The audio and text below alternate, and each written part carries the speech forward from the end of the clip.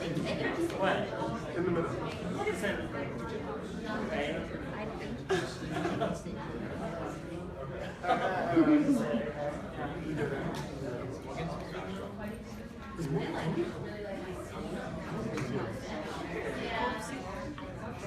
Smile.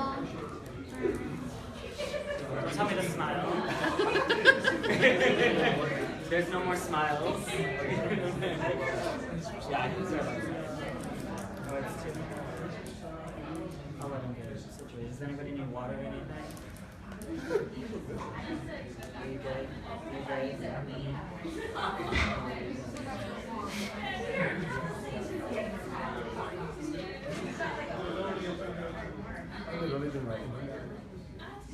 There are 7 people watching. I did. So I'm just gonna go. It went down to 5.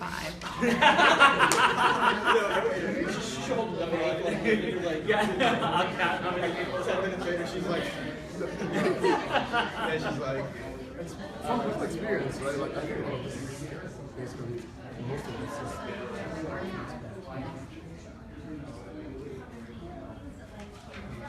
Have social media to attend to.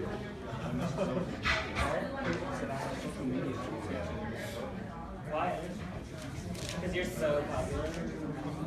Honestly, I'm just trying to get likes from you. I'm trying to stop passive aggressively commenting on things and just like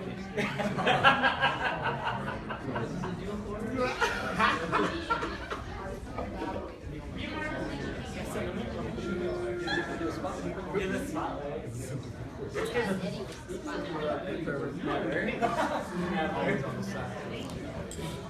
I can't be the Illuminati. You can't control me. Okay. Hi everybody. I think we're going to go ahead and get started. Before we do, I'm going to give just going to tell you what we're talking about today, and then I'm going to have each of the panelists introduce themselves. Just give us your names, where you're at, and where you're from. Like what schools did you compete at, all that's good stuff if you're at a different place, and anything else you think they need to know that'll help structure this conversation. Oh gosh, I don't even remember what this panel is called, but I remember what it's about. So we're not going to go with titles today. I want to welcome you all today. I'm going to give up a little more formal introduction, but I do kind of want to spotlight that we are going to be talking about performances of racialized violence in forensics.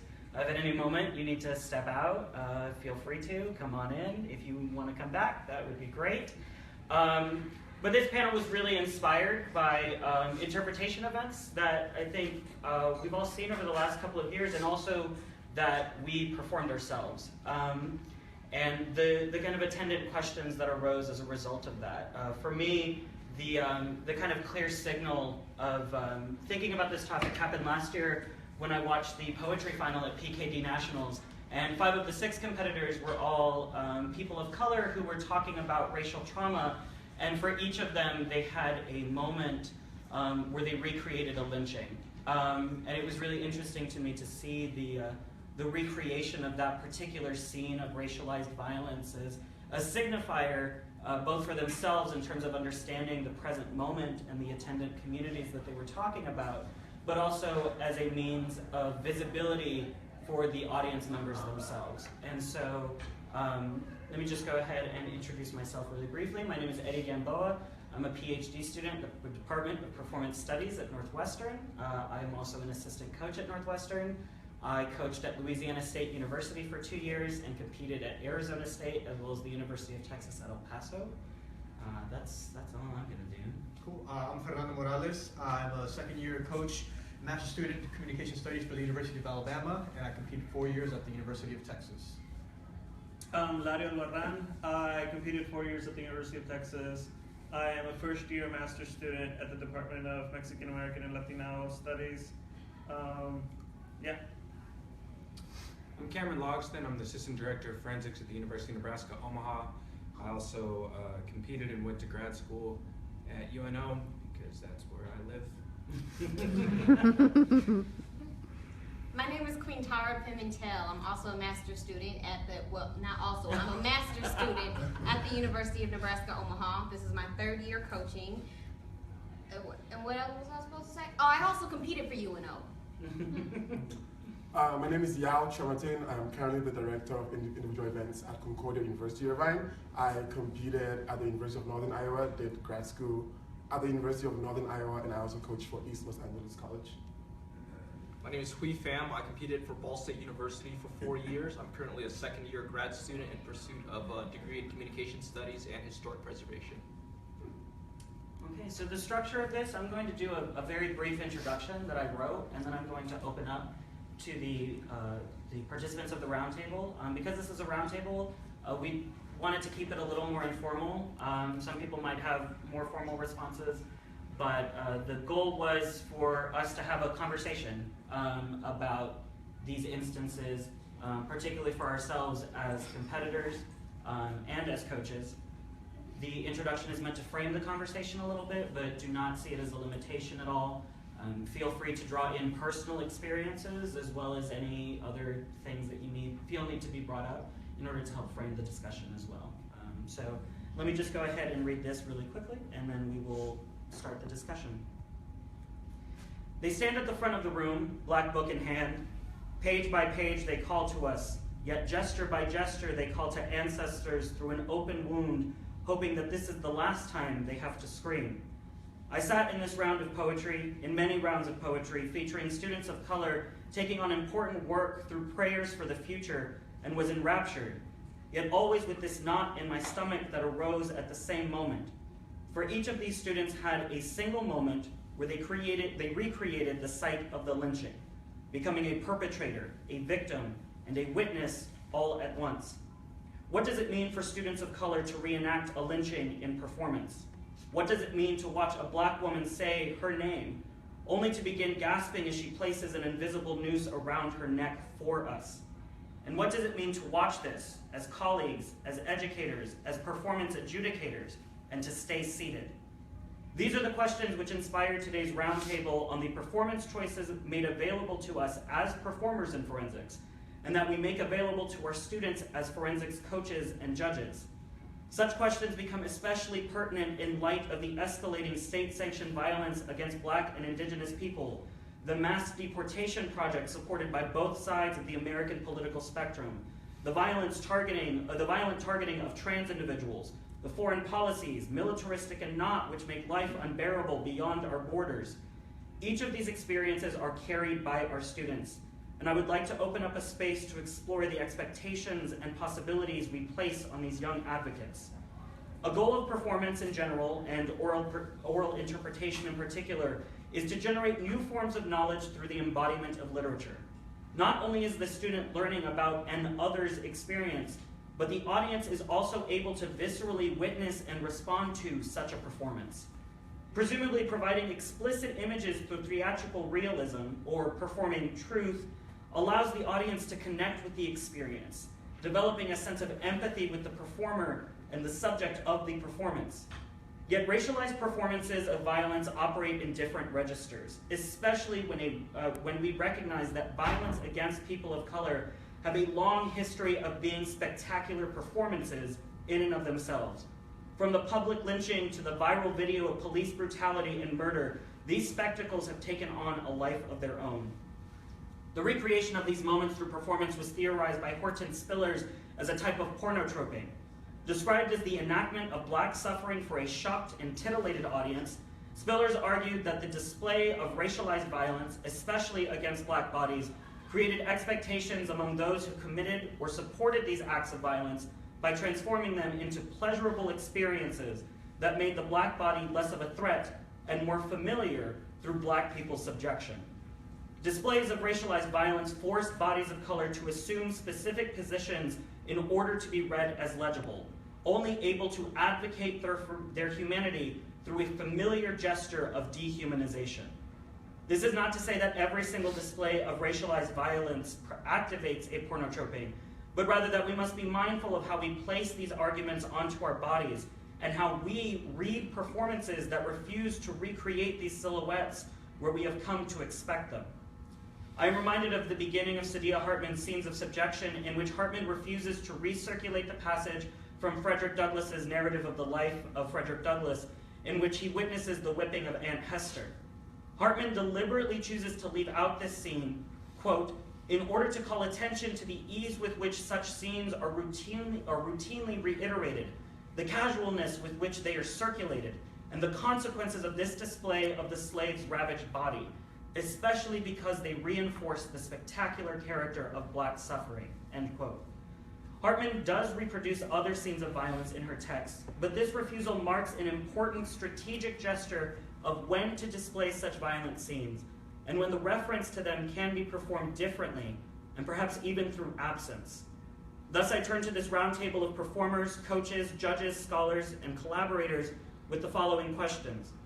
What is it like to perform racial violence, and what is it like to watch a performer recreate a scene of racial violence? Do we have a duty to imagine performing these scenes differently, or is it more important to recreate them as closely to their lived reality as possible in order to use performance as a form of advocacy? Who are these performances for, and what do they hope to accomplish? And finally, how do we support students who take on the challenge of performing racial violence as audience members, as judges, and as fellow people of color? I want to end this introduction with two provocations. The first is from theorists Fred Moten and Stephen O'Harney, who written in the aftermath of the murder of Michael Brown postulate, quote, how do we survive a genocide? We can only address the question by studying how we have survived genocide already. In the interest of imagining what exists, there is an image of Michael Brown we must refuse in favor of another image we don't have. One is a lie, the other is unavailable. If we refuse to show the image of a lonely body, we do so in favor to imagine black social life walking down the middle of the street for a minute, but only for a minute, unpoliced, dancing. We know it's there and here and real. We know what we can't have happens all the time. Imagining what exists requires and allows analysis, end quote. The second comes from a forensicator of color who, in the aftermath of the election of Donald Trump, wrote, quote, honestly, there is no point to forensics when white supremacy will always win, end quote. So, why are we here, and what are we doing? We can go ahead and open up if there are any kind of initial responses, or however we want to begin. Feel free to take it away. I think it's important first to say, Eddie, thank you for your introduction. It's really great, and I think it opens up some really, really good questions. I don't necessarily have a response first, but I think that you bring up some really good points. I think it's an important conversation to have, and I appreciate your initial insights for sure. I'll go for it. Please. Initially, when this idea was pitched to me, I immediately thought about the lynching postcards that you mentioned, and how if you ever read about them, when you read about it, it sounds like these crazed men who were very passionate in the moment and made this unconscious decision. But when we look at the lynching postcards, these are very well-dressed, calm men, and we know that they made a calculated decision. So when I think about it in the setting of a classroom, when someone is performing it, I think about how I myself, as the judge in this position, I am the one who's supposed to be calm and collected while this graphic scene is being created in front of me. So rhetorically, what that does to my brain, I can't really put it into words, but I have a few things. I think it's important to recognize the very real effects that we as audience members feel when we see something like this, especially if you can relate, especially if you grew up in a family where someone told you about a lynching that they saw, or someone told you about a family member and what they went through and how those stories are passed down over and over again. I know for me, when I see something like that, that's what I remember. I remember my grandma telling me stories about this. I remember my papa telling me stories about this. And I relive a memory that they gave me. And it's a very, very real effect. So I think as a performer, we have to be very cognizant of whether we're doing this for shock value or whether we're doing it because we really want to show a message. And at the same time, one of the questions you posed was how could like we rethink the performance, I don't feel like it's always necessary to show a lynching scene because we get it, like we know. And for myself, I'd say even more provocative now is when a performer has the hands up scene, when they put their hands up. I know what's about to happen, and without you having to continue the performance, without you showing me the extra violence, I get it, and it already struck me without me having to go through that extra mental anguish and things of that nature. And lastly, as far as imagining performance scenes differently, as a judge and as a coach, I love it when someone can show me how somebody is feeling. So I would love to see a performer show me with their eyes, with their face, with their body, what we might be feeling if we watch a lynching scene, or if we watch someone get shot on a video. So for example, instead of showing me the person who got shot or showing me the person who got lynched, I want to see your eyes go to where it happened. I want to see in your body that you felt that. I want to see the emotional progression of what it felt like to be devastated and to be pissed off and then to want to be activated at that, as opposed to just showing a lifeless dead body in our imagination. I want something that mobilizes us a little bit more.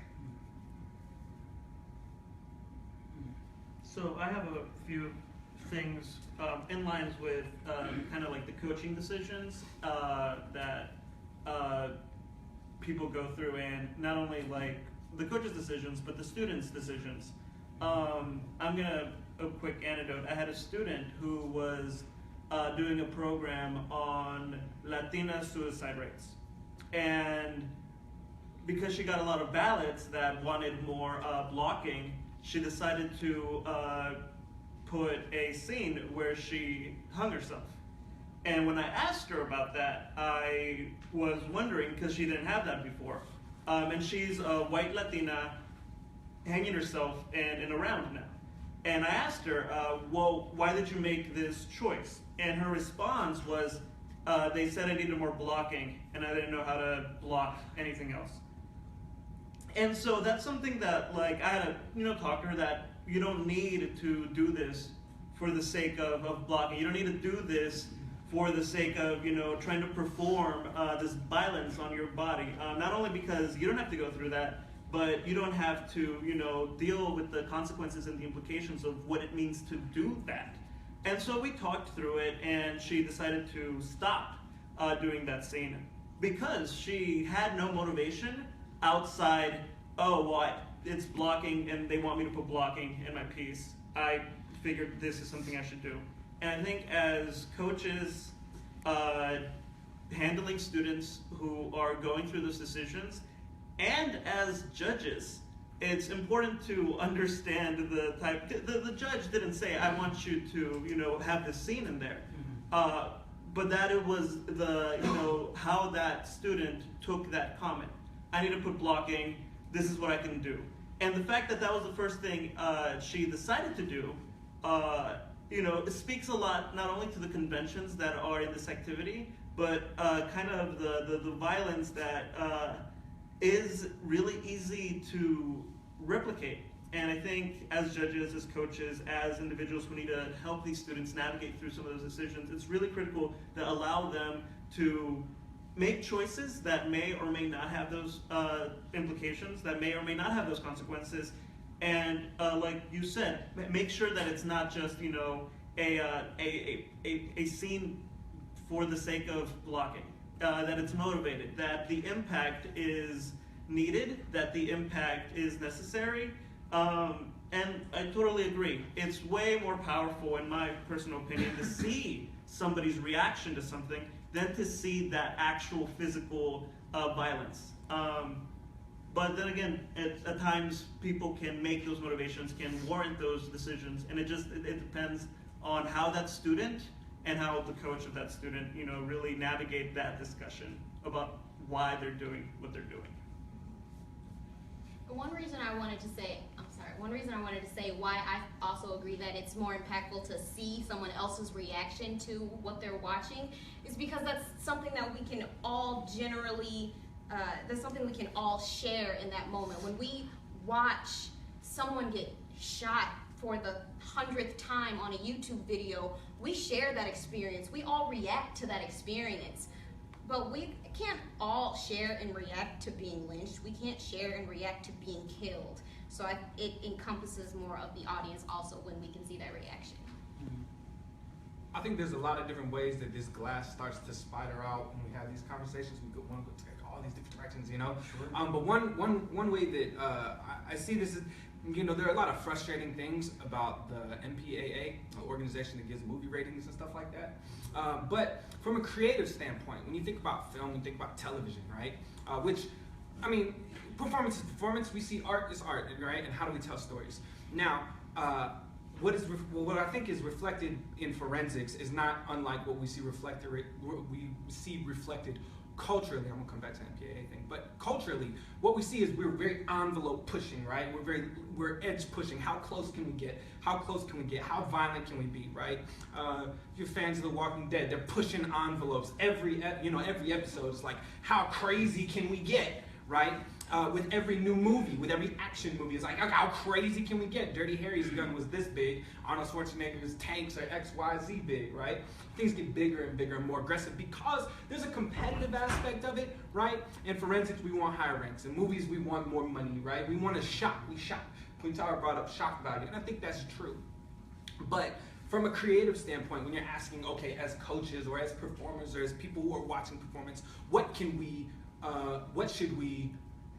value, or what should we instill in our students, or what should we encourage them towards? There's this element of creativity that comes from the restrictions of something like an MPAA, right? I disagree with a lot of the MPAA things in terms of what people can and cannot see because they're afraid that their children's minds will be exposed to things. But we can put restrictions on ourselves for what we deem as appropriate or what we deem as necessary for educational purposes. To that end, once we have certain restrictions and limitations, I'm talking about we're putting rules on things. I'm just saying if we say, hey, that's not allowed right now, right? Or that's not welcome right now because this is harmful to people to consume over and over and over again.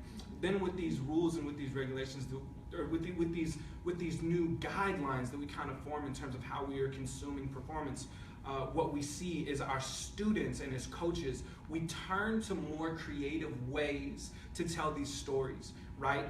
It's Alfred Hitchcock putting blood on a wall instead of you watching a woman get murdered in the face, right? We don't need to see these things happen in order for us to feel, in order for us to empathize. I think Queentara brings up a really good point, which is that we as a people can better learn empathy by watching people demonstrate empathy. We do not want to learn how to lynch. We do not want to learn how to be lynched. We do not want to learn how to live in that world. We want to learn how to watch with empathy. And I think that for the people on this panel, you know, we understand violence, we understand oppression in a lot of ways, but you think about the majority of the forensics audience, you think about the white audience, right?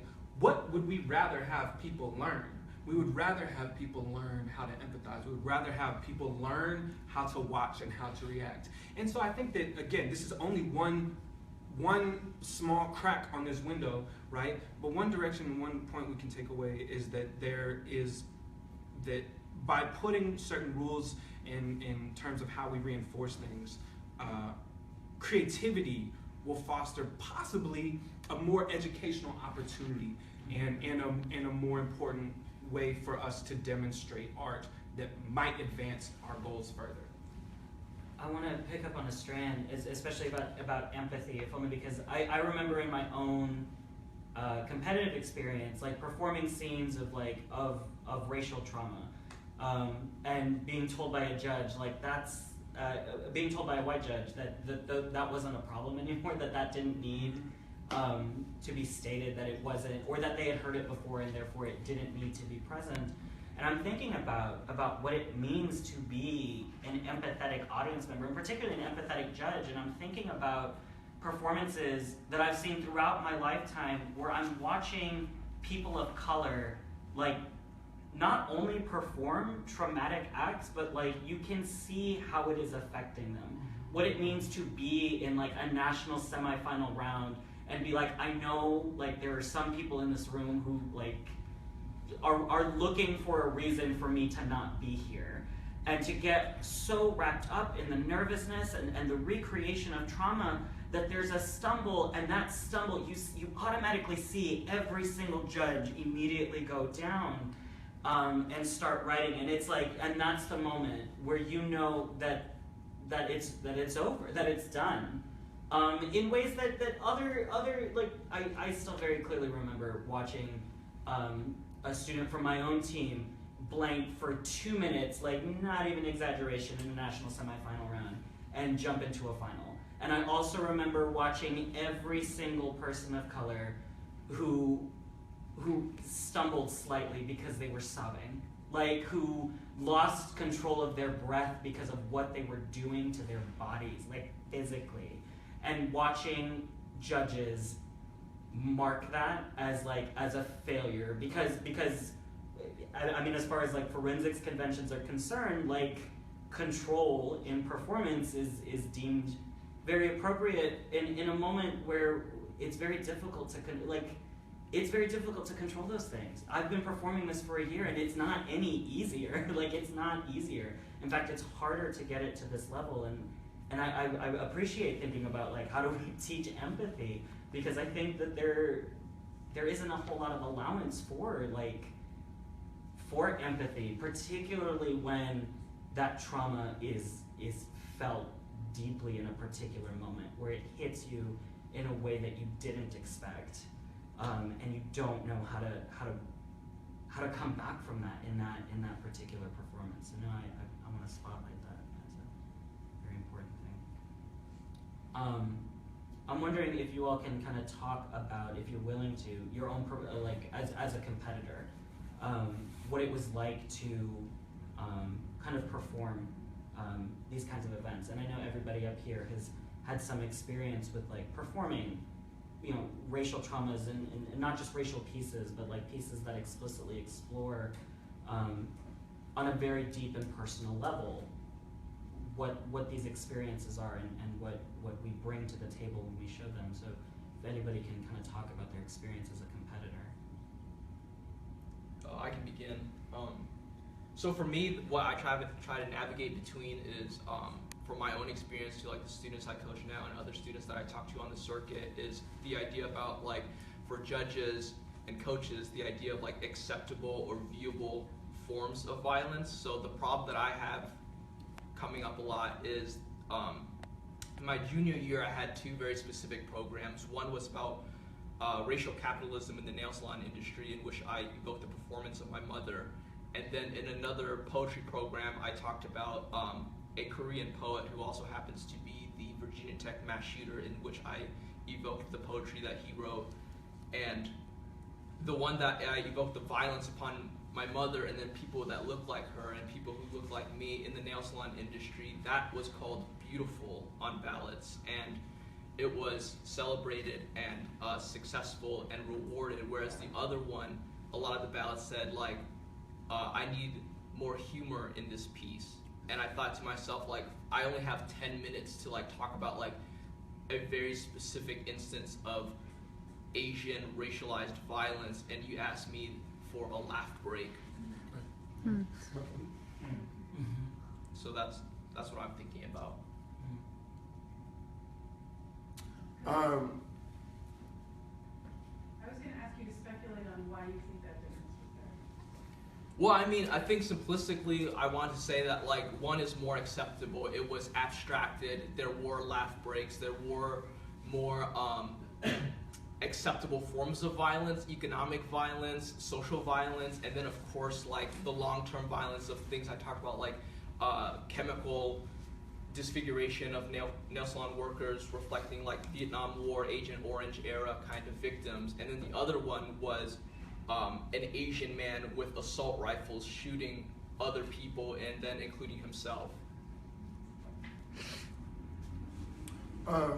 I want to add on to that by saying that performing these are definitely triggering, right, as a performer and as an audience. member, right? It's triggering, it's challenging, it is exhausting. But personally, when I competed, I did it for the advocacy part of it, right?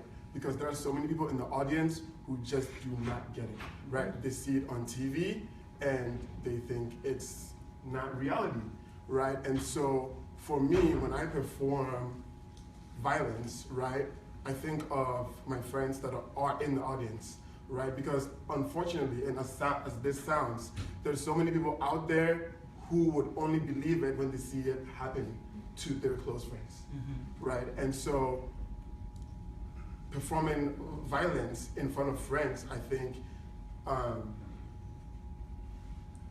unfortunately helps them get the message more, because they're like, oh, this could happen to this person, right? This could happen to this teammate. This could happen to this person that I confide in a lot, right? And it's sad that they'll see people shot on TV and say, I don't think this is real. I think the black person was retaliating or not cooperating, right? But if I'm able to show that, if I'm able to let them know that this can happen to me and this is happening to people who look like me, I feel like the message gets to them more. And it sounds really sad, right? But I feel like for me, that's the best way to depict what I'm feeling and what people of color are going through. I think this is such an interesting aspect of that cracked glass I mentioned, right? Because on one hand, you have a direction of shattering that says we can't do this anymore because it's too hard. It's too hard for people to relive. People who have lived through it, right? It's too hard for people to watch, right? And yeah, I remember watching you in final round. I watched your semi and your final 1 year in poetry, and this dude tore himself apart, and you knew that it was real, right? You knew it was real, and you knew it hurt, but he was doing it, and you could tell that it was for sheer advocacy, and it was beautiful, right? But I've watched other people on this very panel perform in similar ways, and I'll tell you that the people that I was sitting around in the audiences that watched these things happen needed to see that. So another direction that this glass starts to break is that you have to watch over and over and over to people that you know, to people that you care about, and you have to hear the opinions, because in the activity of forensics, you are going to allow more ethos to the people that you just saw in the hallway and were, high-fiving with the shooting mannequin videos with and stuff, right? Like you relate to them, you like them, you enjoy them, and then when you watch them hurt, you're like, oh snap, this actually hurts me. Whereas when you're at home having a conversation with your family about some guy you never saw in Minnesota that was shot on the news, that doesn't mean as much to you, right? And so the other direction this glass starts to break is that you also can't stop performing these things. You have to perform them over and over, week in and week out, and year after year, and with new students and new schools from new voices, because the other part of it is that for some people, they will not understand until they've seen it 1 billion times. And that repetition for some people is the only way that learning happens. And so it's this interesting thing where it's gonna break eventually, but the direction with which you take to break that can vary in so many different ways. And so there's so many different approaches to this that are important, but they can be effective in their own unique ways. I have a question from, we're live streaming this, sorry. I have a question from a student who, building off of this topic, he wants to directly, he has a question about this. He wants to know, how do we reconcile the need to perform these things over and over again for the reasons that we need to do it, for the reasons that work needs to be done? How does that reconcile with our own kind of mental health, with our own like at what moment do we what are strategies that we need in place in order to protect ourselves, and what do we need to offer students in order to help them with the need to preserve, to survive themselves? Currently, I actually have a student doing a poetry program on Black Joy, and it's the whole idea of mourning through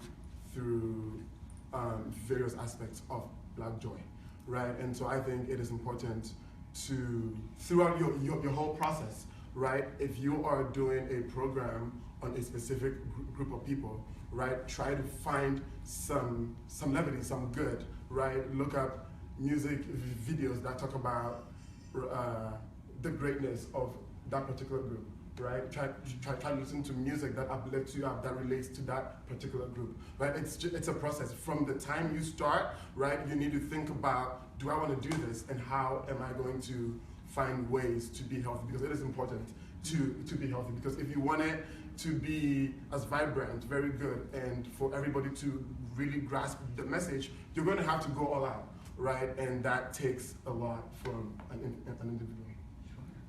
I think going back to Lario's anecdote about the student who changed his or her piece based on a ballot about like adding a lynching part to their own performance, I personally would try to advocate towards asking students like, why are you doing that? And then find out if it's because of competitive reasons, or a ballot, or a judge, or a coach, or if it's like you yourself know that like performing it is a type of healing, a type of connection with your ancestors that you alluded to. Like if you within yourself need to perform this, and that even if you don't get the ranks that you want, that it was still productive for yourself. And I think building off of that, I think it's important to recognize that the communities we come from have performance traditions. Like I think there's a real need or real earnesty to learn forensics convention. Like forensics has a style of performance, and we say poems in a particular way, and we tell ourselves that that's a natural way of saying it. But we have we all come from, and I don't just mean kind of racially or ethnically, but like our homes have performance traditions in them, and being able to, just like you're talking about, like being able to go back to the things that lift us up about the groups that we're speaking with. How do we begin to like rely on the performance traditions, the way your mother sings, or the way your grandfather tells stories, or to even speak outside of a familial context, what performance traditions are you coming from? And if you are speaking with a group of individuals that you might not feel, and some of us speak about racial violence with communities that we are just getting to know for the first time. Like I know I didn't even identify as a Latino until I got to college, and it was because I was never surrounded, or even when I was, it felt like something to distance myself from. And it wasn't until I was like, oh shit, like I've been growing up with racists my whole life. Really kind of sitting with that knowledge and being like, what else do I not know? Like I'm hearing their stories, but I'm not hearing the storytelling. Like am I hearing like the performance traditions with which these stories can be told? And am I honoring them on multiple levels, right? How do I begin to do that work of honoring these individuals at the same time that I'm trying to heal myself, and at the same time that I'm trying to advocate for something else, imagine somewhere else for just a moment. But yeah, no, I want to thank you. I think for that same student, we had a couple students on our team this year who at the beginning of the year said, hey, look, here's what's going to happen. This year we're going to get to AFA, and then finals of every program event, people are going to be talking about how hard minorities have it in a lot of different ways. And they say it's going to be rough. And people are going to talk about it. And we're like, why does this happen every year? I said, so we talked about, why this keeps happening, why we're just talking about it every single year, right? And they said, well, look, we're tired of talking about it. We're tired. Like, that's what we want to talk about. We want to talk about how tired we are. I think that's what the student who asked on the live feed, or the human who asked on the live feed said. And so, there's this concept that we're all familiar with, and they decided they were going to run a program on self-care, right? And it's the acknowledgement that, the fight's going to keep going. It's going to happen for a long time. It's going to continue happening, and it's been happening forever. But that if you can, if you have the opportunity to do so, you have to take moments where you remove yourself and do like y'all said, and find those things that make you happy, and don't forget that there's work to be done.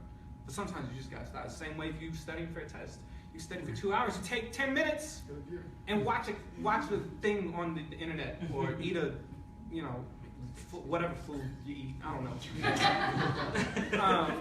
But do the thing that gives you that break.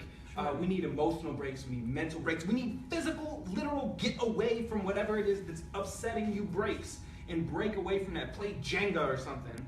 whatever you can do to get away from it for a moment. And it's that self-care is so important when you're constantly swirling around what it means to work against so many different things.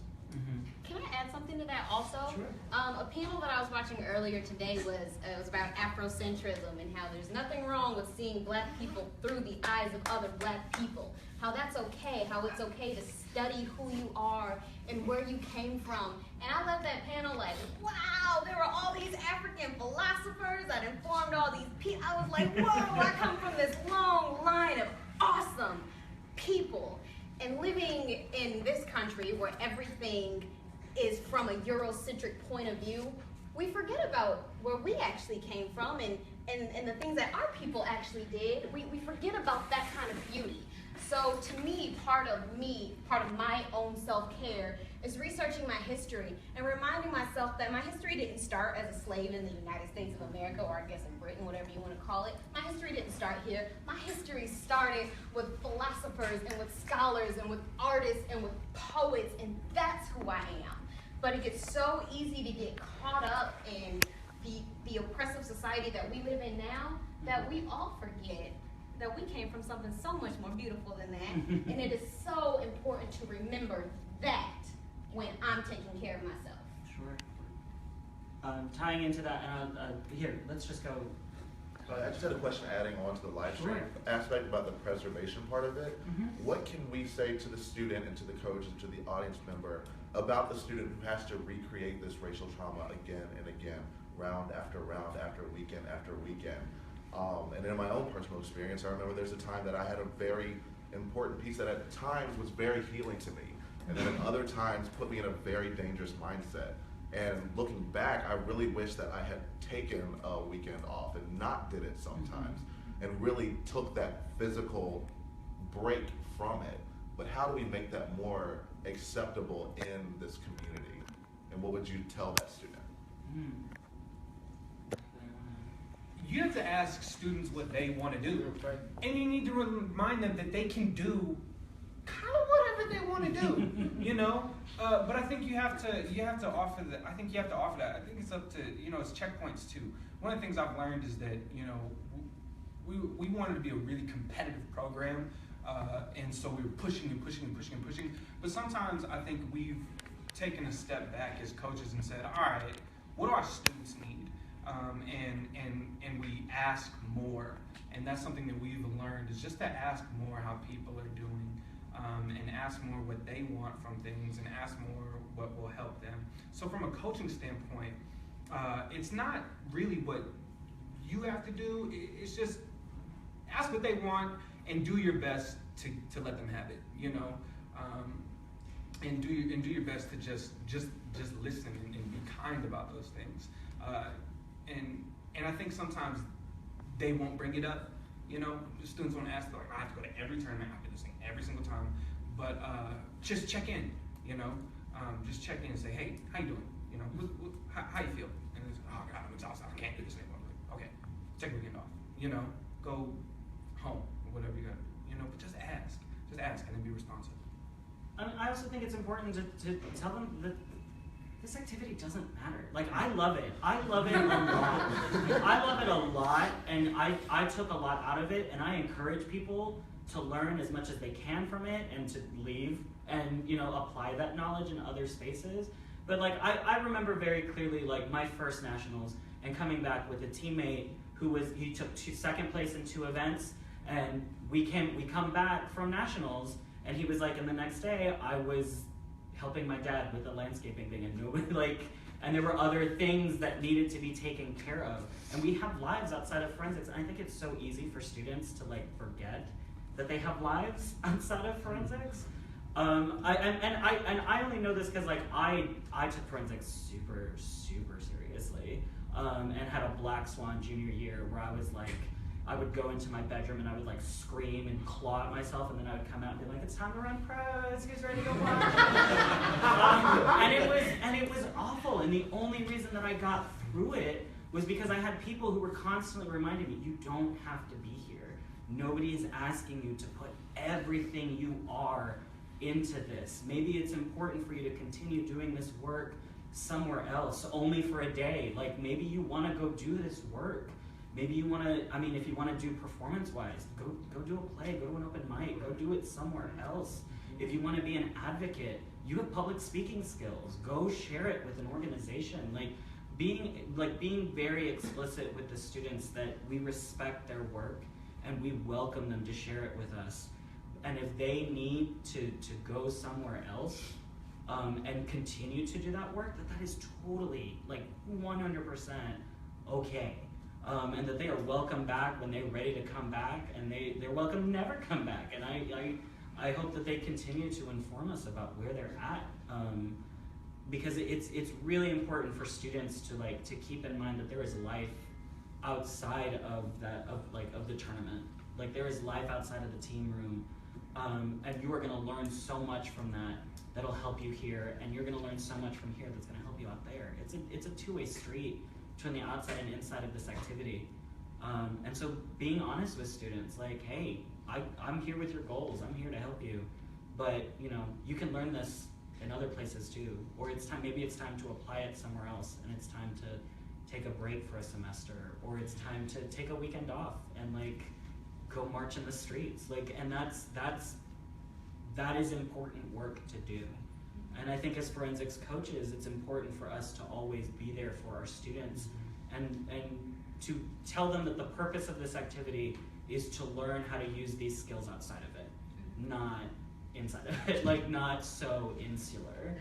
And I know programs that do great work in terms of encouraging students to do activist work and really put that at the forefront of their teams, or students who become activists while they're in forensics because of what they've learned. So I think marking the importance of life in these moments becomes another really crucial site of helping students deal with this. Maybe it's time to deal with this in another way. So I think it's also important to respect, as coaches, to respect the students' opinions too. Sure. Right. I do have, and I'm guessing we all do this, right? I do have a duo where I give them, in the climax, I give them different options, right? One of the options was a lynching scene, sure, right? And this girl was like, I'm not about to, have some white people watching me get lynched, right? And I'm like, how do you want to do this, right? And she says, I just want to tell them how I feel about it, right? Mm-hmm. And I'm like, okay, right? So I think that as coaches, it is important to listen to what the students want to do, because ultimately it's their piece, right? If they're going through it, if they don't want to go through it, if they don't want to relive their experiences, we don't need to force them to relive them. Sure. Right, and piggyback up on that, so I have a couple students who actually are doing pieces like this, and throughout the creative process, I give them multiple options, and I ask them, I was like, which one would you prefer, right? This is your performance, this is not mine, my name will not be on that performance, and it never will. This is your work. And I think we as coaches, whenever we try and coach throughout these moments, that we figure out what is the best for the student mentally and physically, because these are draining performances for these individuals. So we have to be there for them, because if we're not, then who will, right? Because their messages are important. We have to make sure we guide them in the right direction. Always give them options, because it's their work. We should appreciate that.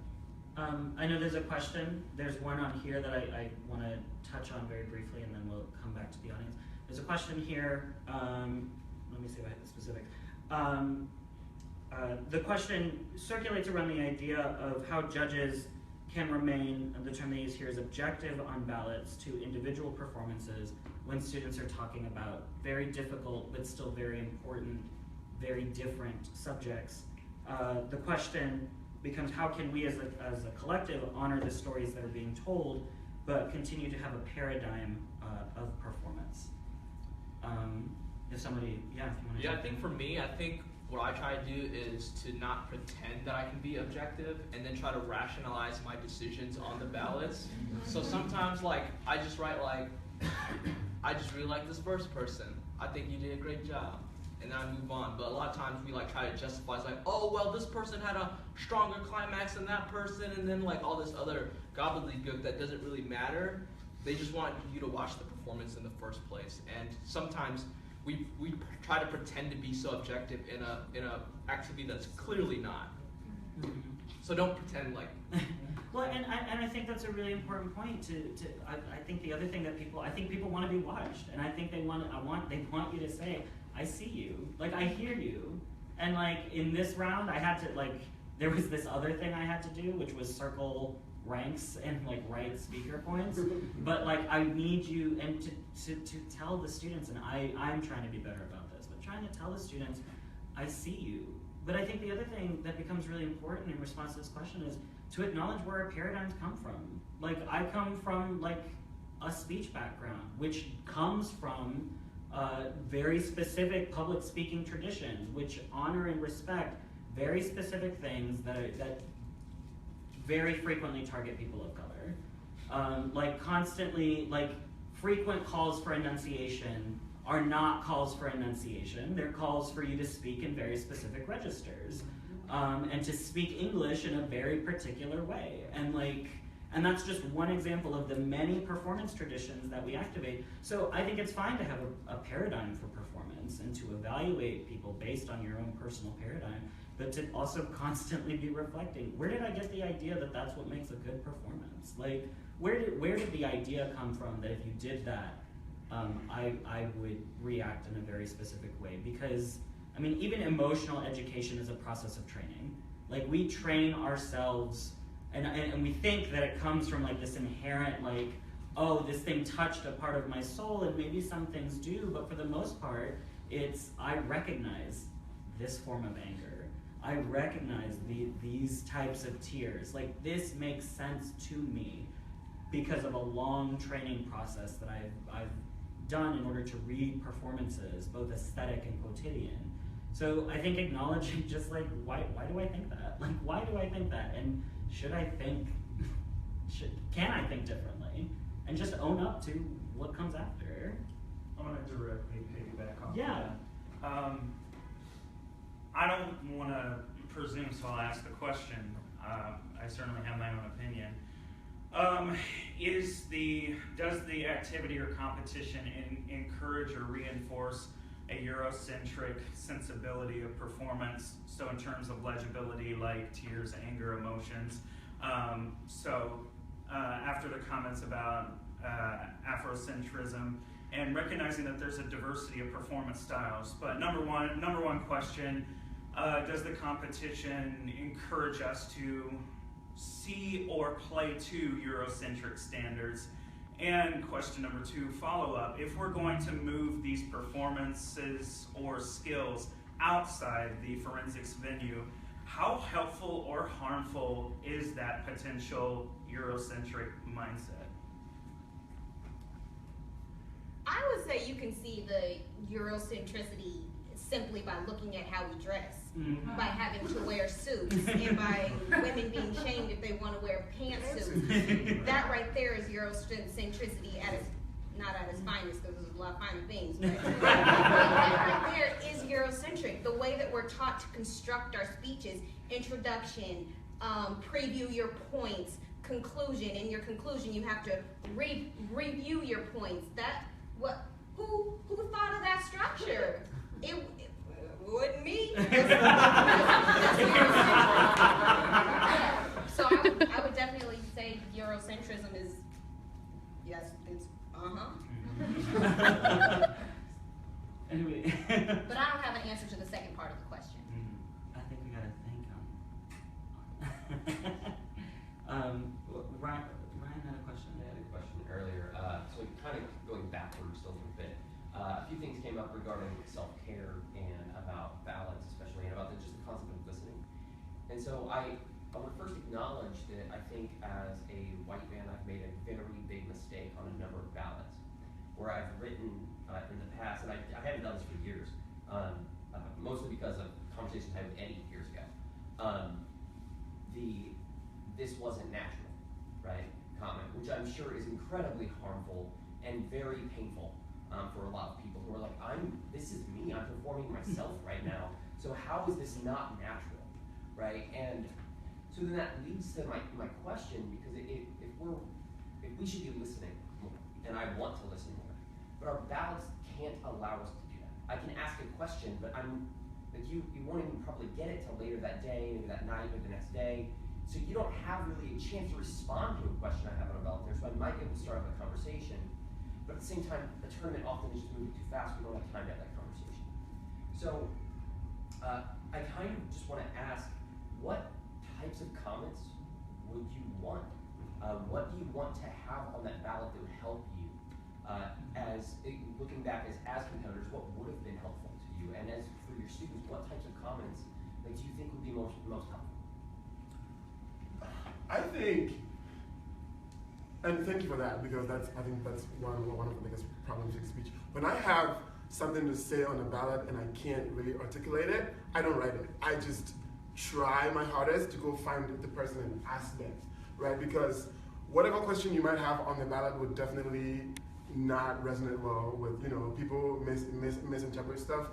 And so I'll just say, if you can't articulate it really well, because I don't know that there's a right or wrong way to ask something. I think it's just all misinterpretation. And so I would try my hardest to, go find the individual and ask them what they're trying to accomplish. Yeah. For me, I try to consider using like more subjective and personalized language. So like instead of speaking from like an authority stance, like this was blank, I try to say like, for me, I don't prefer this. Or sometimes, like I know sometimes it's time consuming, we don't have time, we're trying to get the ballots in time and get the tournament on schedule and whatnot. But I say like, for me, or this is my preference, sometimes I even acknowledge that like, I can see why you made this choice. Other judges might actually really like this, but for me personally, I prefer this and that and things like that, so. I guess, to follow, because I think I asked the question in a way that I Sure. didn't mean to ask. I mean, from the coaches thinking about how we're writing, from a student thinking about what you're going to read on the ballot later, what comments would make you feel better about the process? For me, I don't know if there's a specific type of comment that would make it better, but I do know, for me, I really appreciate when comments are questions. Like, I really appreciate when people are like, when they tell me, this is how I read this moment, this is how I understand what you're doing. That could totally be wrong, but here are a series of questions that I have as a result of that reading. Like, the question feels, like we call them comments, but really, like, if it's a conversation, we're asking questions. Because we're not having, I mean, we're asking questions and they respond through subsequent performance. And we have to read subsequent performances as responses to those questions. Maybe they didn't think that question was important to them at all, and that's a type of response to that question. But I know for me, the thing that was most helpful as a performer was when people gave me a reading of the performance. Like, this is how I understood this particular moment or the piece in general. Here are questions that I have as a result of that. I don't know if anybody else has, like, from that, of what would help you as performers, what would have helped you? I think being specific is also very important, because you did mention, right, this is not natural. What does that mean, right? So specifically tell me how I can be natural instead of saying this is not natural and just being like R&D, not natural. What? Yeah, specificity. There's one question on here that I want us to touch on, because I didn't think about it when I was doing it. One person is asking, what advice would you give to students of color who do not have coaches when it comes to having these conversations about performing race? Like, because we all have we're all coaches. Like, we all have students that we can have like extensive conversations with. What can we say to the student who does not have a coach for whatever reason? I would say reach out, right? Reach out. Like, all of us. Like, anytime I see like a Latino student, I'm like, hey, how's it going? And, like, and I actively try and get to know them on a personal level. Anytime I see a student of color, I actively try to get them, like, because I'm pretty sure all of us here at the tournament will be welcome to talk to anyone, right? Because we're here and we want this activity to grow. We want the students to grow, the students of color to grow. So yeah, ask, because we're here. And I was gonna say, bouncing off that, like, you don't need to be, at an institution to be a coach, and you don't need to be, affiliated with a team to be a mentor. And so I had no coaches that looked like me, and I didn't find my coach in an institution. It was some guy who lived in the city who was able to talk to me about things. The guy I'm referring to is Jesus Valle. He was working at his high school, and that kind of guy is reached out to me. It was like, hey, like, I know your coaching staff doesn't look very diverse. If you need help, like, come talk to me. And so I think having that openness with individuals and with students to make them feel comfortable. And it's a lot of, making sure that you're aware and that they're aware of, now, like, going back to this theme of like listening and options, like, let them know that you are an option. Let them know that, if you're, if you don't look like them, you can help them, find someone who does. Especially for students who don't have that like specific institutionalized coach or that specific go-to. Sometimes, the best type of mentorships and coaches are like follow up some ballots, like over email or stuff like that. And so as a judge, the student, who might not have that kind of coaching, that's like the kind of stuff, that balance is the coaching that kid's gonna get. And being able to allow them to feel free and open, like to talk to you. Feel free to like have other students approach different people that you can, get them access to. So I think that's really key for those students who don't have that like specific coach. Right. Yeah. I think definitely reaching out to us is very important. The first time I actually really understood where I was and what I was doing is when I'm not sure if you know Imambu Atabon judged me in POI, and then she stopped me after the round and she was like, okay, this is how you do a POI. It felt so good. It felt natural, right? Yet she was able to explain it to me how I would understand it, right? And so I definitely think to reach out to us. I try to reach out to as many people as possible, but right, yeah, there's too many of you, so if you can just come to us. Well, and I know my freshman year was the second year that they did the AFA Black Picture. And that was a really important like networking. Like, look at how many people, look at how many Black people are at this tournament. And the following year was when Jesus and Sofia Cuevas and Daniel Lopez started the AFA Brown Picture. And these particular pictures, which were not just about visibility, but were about networking. Last year, there was a Pan-African picture, right? And that was the first time. And I know there have been people who were like, I really want to connect with other immigrants. Can I take a picture to show how many of us there are, but also so that I know where we're at? Because a lot of times we don't see each other because we're all so spread out across the country, and because a lot of students of color who compete for teams that don't have the funding to attend national tournaments, the only moment of networking is at the end of the year where they're like, whoa, there's so many more of us than I thought possible. So I think making more of those moments where I don't think find coaches, but also find peers. Find peers to have those conversations with, because they're also in the midst of having those conversations. And bring readings from class. Man, I was telling Queenie this, I finally saw Set It Off, and I've been and it's because I took a Black Visual Studies class, and I was like, whoa, look at all of these performance traditions that I just had no idea about until I took a class on it. And now I'm trying to share it with as many people as possible. I'll be on ballots, and I'll be like, oh man, go check out this movie, go check out these articles, do this work. So having those conversations, I don't think they need to happen with coaches, but they do need to happen, and the best place for them to start is when we start acknowledging each other and taking pictures together and showing where we're at, Also, to add to that, I feel like I was very fortunate the circuit that I was on. There were a lot of other coaches in the community that'd be like, hey, I saw this program, I feel like this poem would work great in your program. They send it to my coach.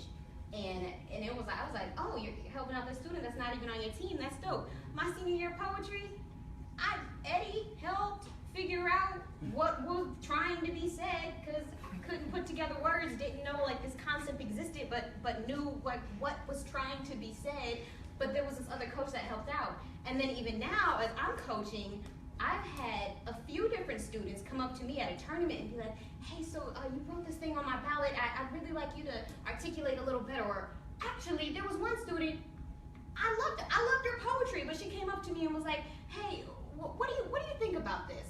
And I was like, did I like it? What do you mean what I think about it? And she doesn't have any black female coaches. She doesn't have any black coaches. She doesn't have any coaches of color. So she came to me and was asking, what do you think I can do with this? And we talked about it, and she loved it. In the next tournament, her program was completely different, and I was like, whoa, that's crazy. I had another student straight up send me their recording of their poetry because they don't have other coaches of color to help them out. And at first I was nervous because what if another coach gets offended that I'm trying to help out, and then what do I do? And then what position does it put this student of color in who is desperately reaching out to somebody they can relate to, but their white coach tells them to simmer down, you don't need it that bad. So that's something that I'm now struggling with. Sure. So we have about 10 minutes left. I don't know, what do y'all want to do at that time? We can open up one other question. We can try to answer both. Let's go for it. Go for it. I have a question in regards to, and feel free to choose not to answer it if for whatever reason you want not to.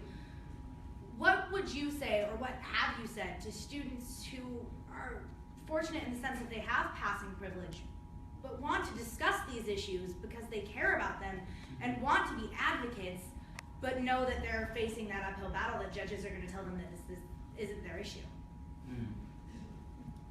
When you say passing privilege, you mean like you're actually black talking about a black issue, but you look like you're white? Is that what you're saying? Specifically in regards to specifically in regards to like Latinos, like there are Latinos that are on the very light end of the spectrum. They pass for white.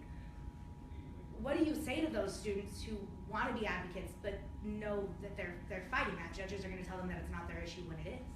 I think this is my biggest problem with this activity is that we forget that we're here to advocate for other people. That's my biggest pet peeve, right? And then judges put it on there like, you're not this, why are you talking about this? Because I care about them. What do you mean, why am I talking about this?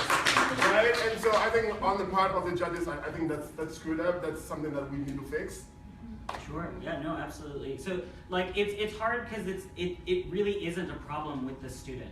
Right. Now, I've seen some students who make the fact that they are passing the subject of the performance, and all of a sudden it feels like we're not actually talking about like the issues that they actually care about. It feels like we are reactivating conversation, like long-standing conversations that are first of all kind of like steeped in kind of white classification systems. And I know that it is very important to begin to talk about that particular issue. And I always feel very conflicted when like the subject of passing is very specifically like, what do I do? And it's partly because it's really not the student's problem. It's like Yao says, it's our problem. Like if that's a comment that is being received, but I also think it becomes important to think about the ways in which the way that our body presents enters us into the conversation. So how does and I'm not saying like all of your literature has to be by passing Latinos talking about that particular issue, but including like the perspective and not just the perspective of someone who feels apprehensive about that. Because yes, that is a thing, but there are so many other like pieces of literature that talk more than just about that initial tension, but like actively discuss these kinds of issues. And so being able to bring in like perspectives from people who've inhabited your body, who are both directly concerned with the issue you're talking about, and for people who that's not on their radar at all. They're like, I'm an advocate and I'm not having this moment of like identitarian crisis, which is like not to downplay its significance, but rather to say like, there are people out there having these conversations. How do we use like the bodies that we inhabit to serve as advocates. And then the first point is to look at advocates who inhabit bodies like ours, and what do they do? Using people like who are living that moment as a source of inspiration, in order to then kind of build off, like, how do I translate that into a moment of performance? I don't know, does anybody else? Let's try to jump in, last question. Yeah, well, it's kind of the flip side of the question that was asked earlier about students without coaches, and Lario's comment kind of inspired that of, as you all are performers and students and are coming into yourself, you're searching out for that sense of how do I articulate and find myself, but you're negotiating universities and a coaching staff that is predominantly white, in a system that sort of, how do you negotiate those relationships as you're trying to articulate yourself in communities in which someone may not be able to have that conversation with you? How do you move within the predominantly white space that the institution provides for you and that most of the coaching staffs are? I was fortunate enough to have open-minded coaches at Omaha, so I don't feel like I had to be too tiptoey around the predominantly white space because, well, I guess I had a coach of color, so that helped too. But so I feel like I can't really answer. I just thought I started off because I felt fortunate enough to not have to teeter too much. I had coaches who were like, yes, be who you are, 100%, talk about it unapologetically. So I was fortunate to have that. Yeah, I think for me at least, it's not that like your coaches or my coaches were racist or anything, and the negotiation is more about understanding that they are trying, but people make mistakes, and people mess up, and sometimes people say the wrong thing, but they don't mean it. It's a lot of you being aware of individuals' either lack of awareness or lack of understanding, and ignorance is bliss for a lot of these people. And so sometimes there was conversations that I couldn't have because I knew it wasn't going to go anywhere. And it's understanding like this is a problem. There's different ways we can approach this. I'm not going to be that kind of like coach, and I'm going to make sure that again back to listening and being aware. I think awareness is the biggest thing. And for some students, I think my biggest recommendation would always be to make sure that you let coaches know of how you feel, and if that's not something that is available, if you have to tippy toe, I would highly recommend seek other people that you can talk to them. Networking is one of the best things for those kind of students. Well, and you have to build a team culture where students feel comfortable enough to say, what the fuck are you saying? And one way that I try to do that is there are times, and this is both as a teacher and as a coach, that I've walked out of a room and as a judge, where I'm like, man, I just said something super shitty. And I can't take it back. It's been said. But I also don't want to make a huge production out of it. I don't want to sit the student down and be like, I am a shitty person, because that doesn't help them. So and it also puts them in the spotlight.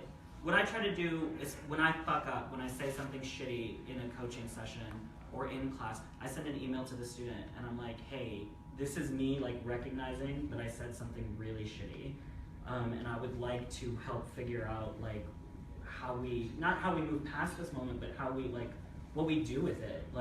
Do you and if need be, I will go up to the rest of the team, and that's the other flip side of it. Being willing to say, yo, I fucked up massively yesterday when I said this.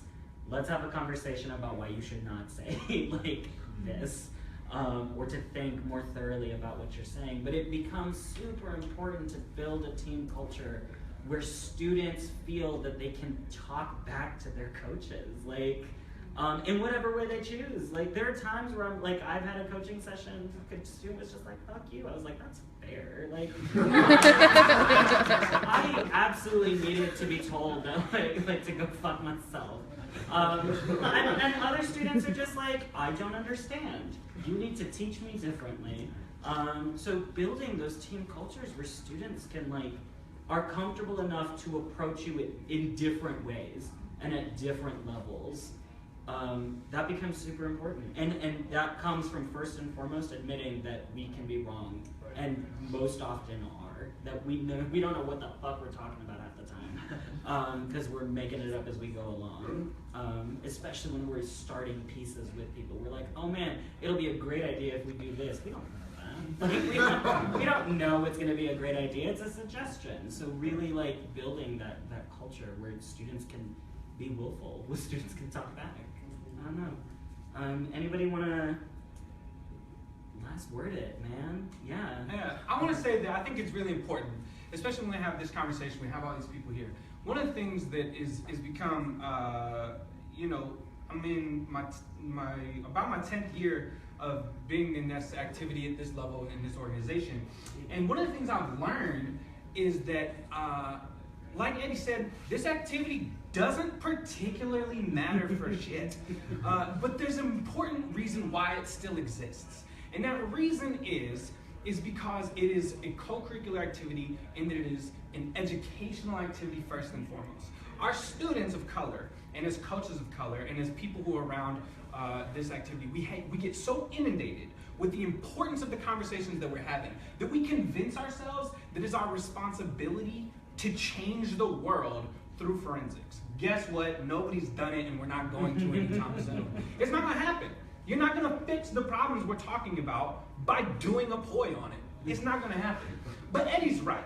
When your students graduate, if they don't go on to coach, they'll go on to do other things. And what they should take away from that is having learned something about how to engage in these conversations, about how to reach out to people who are like you, how to listen to people who are unlike you, how to grow from these situations. And so to that end, when it comes to something like ballots, I think we talk about ballots a lot, and I could give a goddamn about what your ballot says or what I write on a ballot. Half the time, if you want to know my thoughts on something, ask me, don't read my ballot, because my ballot probably says shit, right? But there's a reason, and the reason is because you don't have time to care. It doesn't matter. But the conversations we're having matter. The learning that we're having matters. The process of competing and putting on suits and doing all this stuff is really, really irrelevant. But the learning and the engagement and the ability to listen to one another is so important. I'll say this, I have a lot of minority friends who could have benefited from having done forensics, right? They could have learned and grown a lot more and been better in society for having done it. However, the fact that they didn't do forensics doesn't mean that they experienced less racial or tension or oppression in their everyday life. They're still just as oppressed as any of the rest of us are, after having gone through forensics. But the importance of forensics is that we learn how to conversate, we learn how to trace these things back to their roots and how to better move forward from that point. So I think that the big take-home message for this activity and hopefully for this panel is that the activity doesn't matter, but the conversations do. And it really is not an activity for change, it's an activity for education. And so ask yourselves when you're writing ballots, when you're engaging in conversations, when you're coaching, when you're competing, ask yourself, what am I learning from this? What am I teaching from this? And how am I growing? Don't ask as much, what am I doing? Because what you're doing probably don't matter. Thank you so much to the panel on this roundtable.